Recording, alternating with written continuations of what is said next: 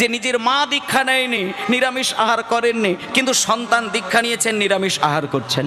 তাহলে ওই মা যদি ছেলেকে রেঁধে দেয়, সেই ছেলে যদি মাকে বলে যে মা তুমি দীক্ষা নাওনি, তুমি আমিষ ভোজন করছো, তোমার হাতে আমি খাবো না, সাবধান থাকবেন, ওই সন্তানের সেবা ভগবান গ্রহণ করবেন না।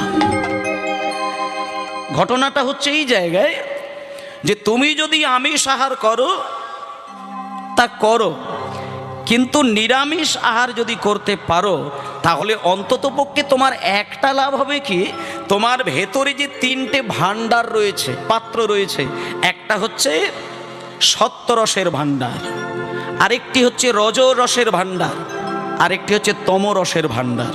সত্য, রজ, তম। এবার তুমি যদি মাছ মাংস ছাড়া দিন কাটাতে না পারো তাহলে তুমি এইটুকু জেনে রাখো, তোমার ওই সত্যগুণ ভাণ্ডার থেকে নিঃস্ব হয়ে যাবে, রজ আর তমগুণটা তোমার বৃদ্ধি